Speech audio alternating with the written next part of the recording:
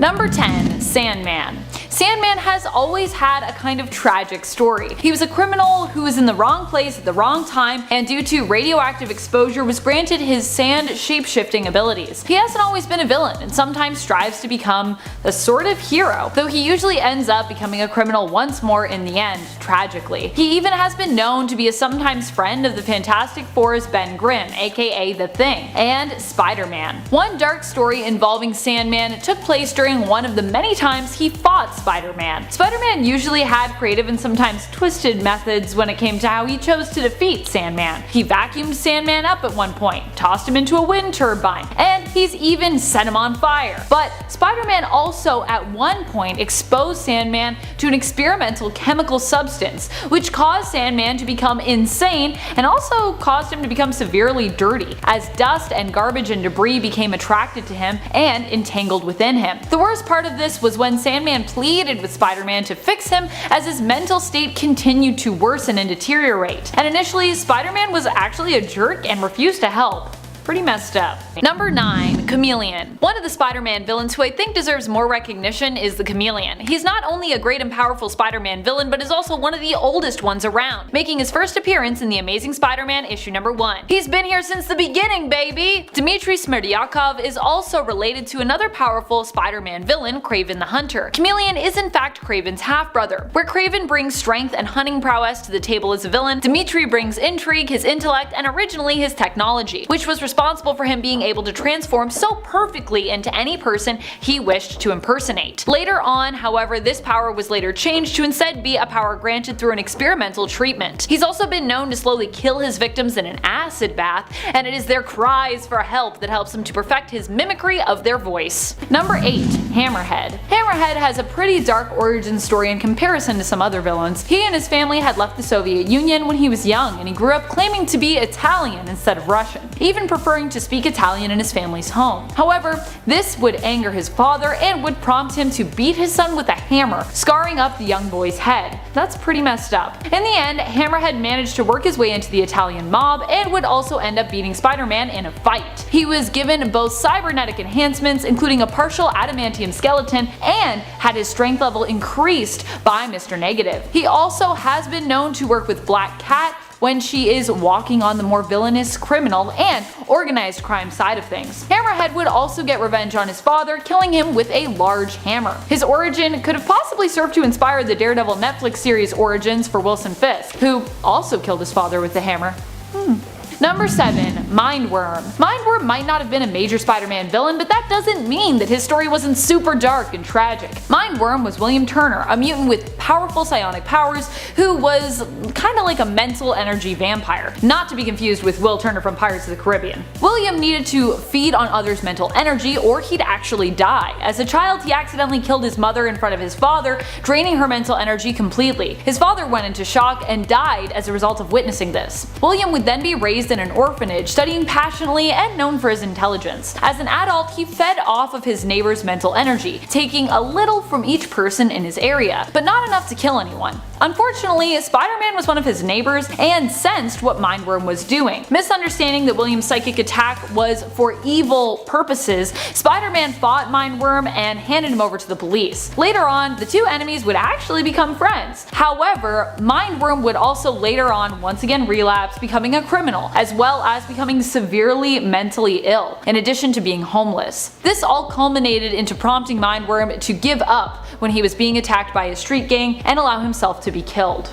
So sad. Poor MINDWORM. Number 6. Hobgoblin. There has been more than one Hobgoblin over the years, but many of them have proven to be quite dark villains. Roderick Kingsley as the Hobgoblin would be the one responsible for the creation or transformation of Peter Parker's friend and Betty Grant's husband, Ned Leeds, into another version of that villain. Ned Leeds was brainwashed by the Hobgoblin and convinced to commit criminal acts, even sometimes believing that he himself was actually Roderick Kingsley, the Hobgoblin, causing him to behave extremely villainously, adopting the Hobgoblin persona for himself. When Ned Leeds was murdered, it was because Kingsley had leaked the true identity of Hobgoblin as being Leeds, causing him to be targeted and killed by the Foreigner. Number 5. MORLUN. Even when MORLUN is not threatening the entire existence of all of the spider totems in massive stories like Spider-Verse or Spider-Geddon, he's still pretty terrifying.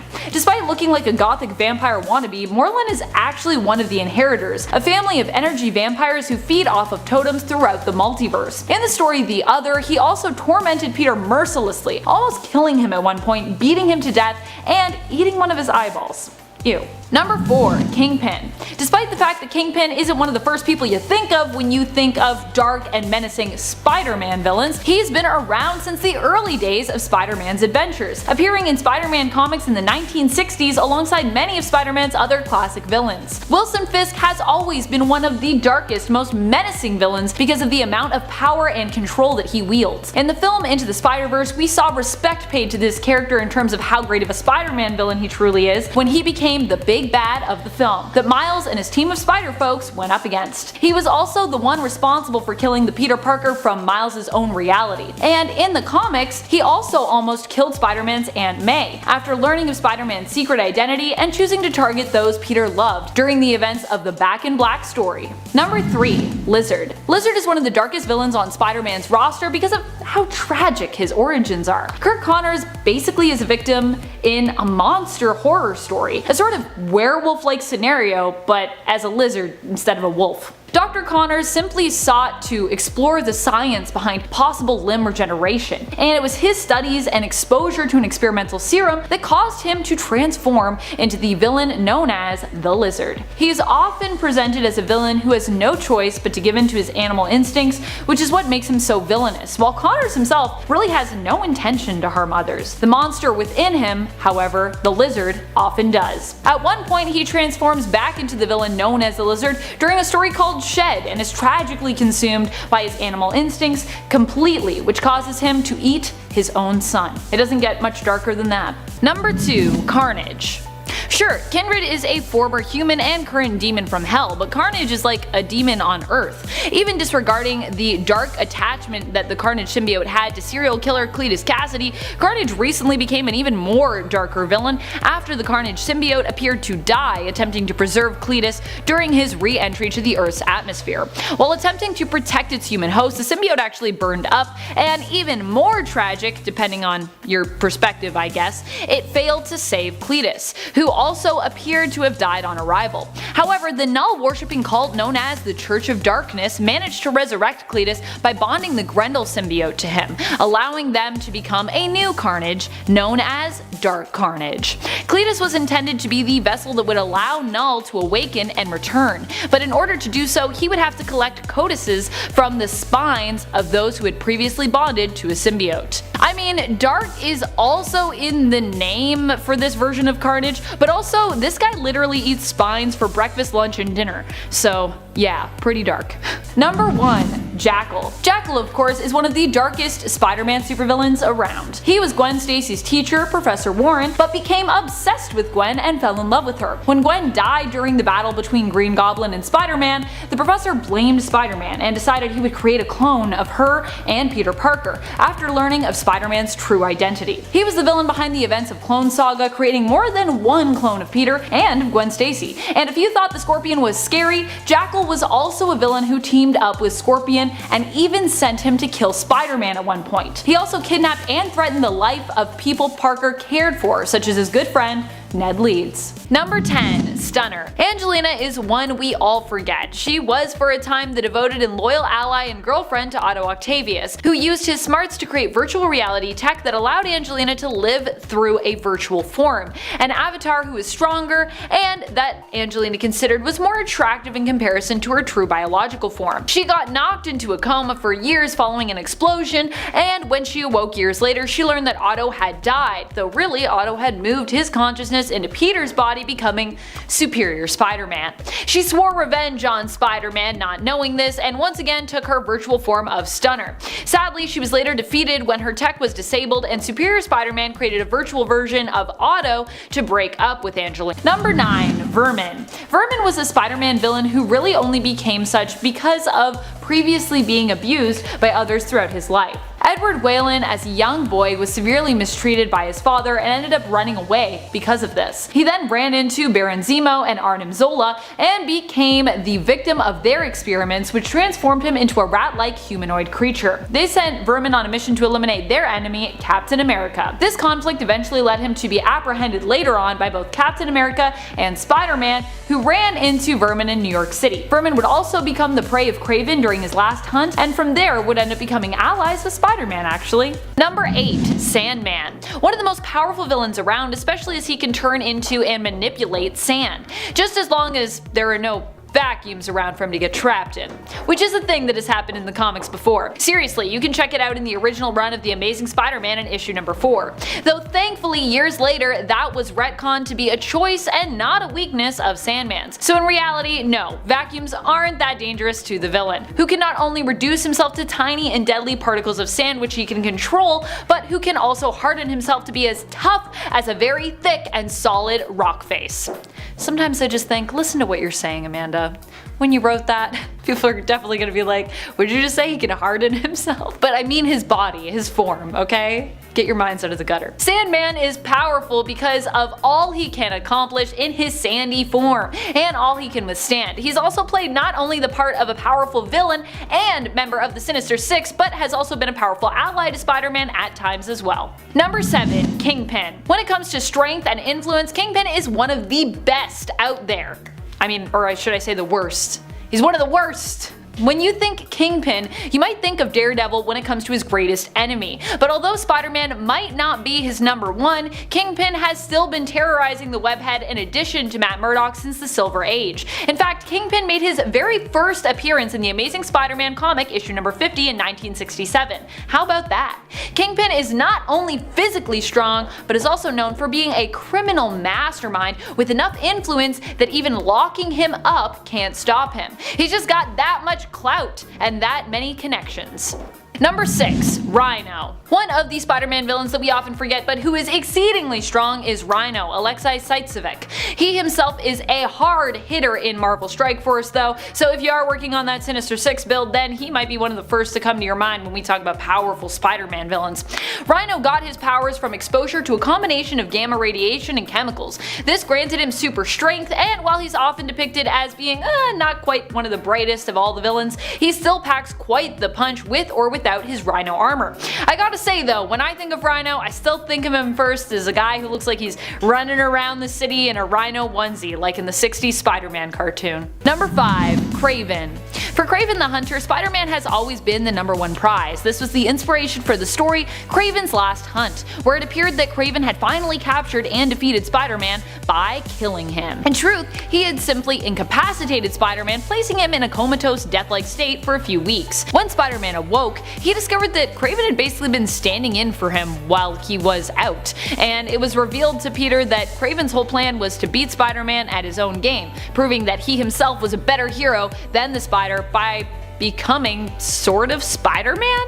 In the end, KRAVEN felt he had accomplished what he had set out to do, and in a way also showed respect for Peter Parker's approach to heroism. Feeling that he was almost at peace with the world, KRAVEN took his own life, ending his legacy. Or at least, this would have been a dark but meaningful end to his legacy, but instead of staying dead, KRAVEN would later be resurrected.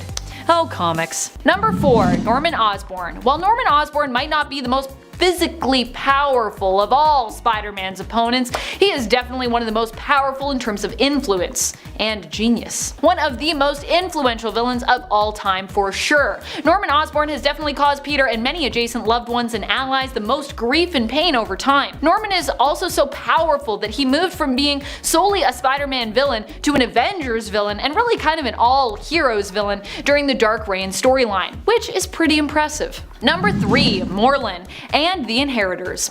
Now I know some people are not going to like me putting MORLUN this high on the list because I know there are some out there who detest both him and the Inheritors, but I truly believe that he deserves this spot along with his family of alternate dimension Victorian energy vampires. Yeah, I said it, they're kinda weird, but so what? I personally think that that's always been part of the charm of both Spider-Man and Batman's rogues galleries, and what makes them both superheroes who have some of the best villains out there. They got a lot of weird villains, Morlun notwithstanding. Morlun is an energy vampire who, along with his family, not only threatened the life of Peter Parker, but just about every other Spider-Man, Spider-Woman, and any other spider folks out there. He also showed up in the Spider-Man story The Other and proved not just how deadly he was, but how cruel he was as well, which in terms of ranking powerful Spider-Man villains should earn him bonus points, as those two seem to go hand in hand. Cruelty usually comes with power in these stories. Number 2. Null. Null is coming, and he's not just coming for Venom,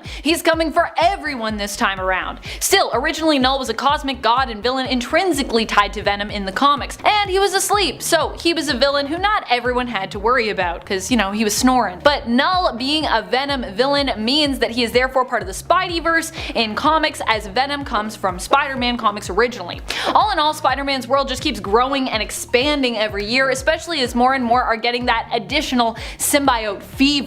Null is known as the first god of the Abyss, the god of darkness and symbiotes. He is the creator of symbiotes, and we've watched here and there as now that he is awake, he's racing across the galaxy, raising planets and bringing darkness wherever he goes. He's heading for Earth, and he's likely going to end up being one of the greatest threats Spider-Man, Venom, and all of our Marvel heroes have ever faced. Number 1. Mephisto. Mephisto is one of the most epic Spider-Man villains and is definitely one of the most powerful ones around. Mephisto is a universal constant and has the power to do things like alter history. He saved Miles' friends in exchange for one life that Miles had previously saved. He saved Aunt May in exchange for erasing Peter's marriage from existence. He basically is this all-powerful being that, for almost no conceivable reason, is just super obsessed with spider folks. I swear, I think he just actually wants to be their best friends, but he just doesn't know how because he's like super awkward, so instead he bullies and torments these heroes. Mephisto likely just needs more hugs, but he's still one of the most powerful villains around. Number 10. White Rabbit. You might not think of Lorena Dodson as being a very dark villain. She's just a woman after all who's obsessed with Alice in Wonderland and basically turned to a life of crime because she was bored. Her greatest power is her wealth, which allows her the gadgets and goons she needs to be a supervillain and a criminal. However, during the Absolute Carnage tie-in, Symbiote Spider-Man, we get a little side story involving a man who once wore the symbiote suit unknowingly that also features Dodson. In it, she ends up aiming to scare the man who is actually a judge that condemns her in court after being a witness to her causing a public disturbance and assaulting civilians at a local burger joint. Her scare attempt, however, results in the death of the man's son, who goes into cardiac arrest. The whole story is pretty dark. Number 9. Morbius. Morbius isn't always a Spider-Man villain, but he did start out in the comics that way. Although he is more of a neutral figure inherently, his pseudoscientific vampirism and bloodthirst often put him in the villain category, and put him in conflict with none other than Spider-Man. Which I also kind of get, considering that the first time they met, like most old school comics, they had some miscommunication which led to a fight between Morbius, the Lizard, and Spider-Man. And during the fight, everyone seemed to miraculously discover they needed the other's blood to become cured from their ailment. And so the blood wars began, and the stealing and baiting of blood would become a common trope for the sometimes villain known as Morbius. He's like a blood bandit. He loves to steal that blood. Number 8. Tombstone. Some might think that Tombstone is some kind of zombie or Frankenstein's monster type villain just based on his look.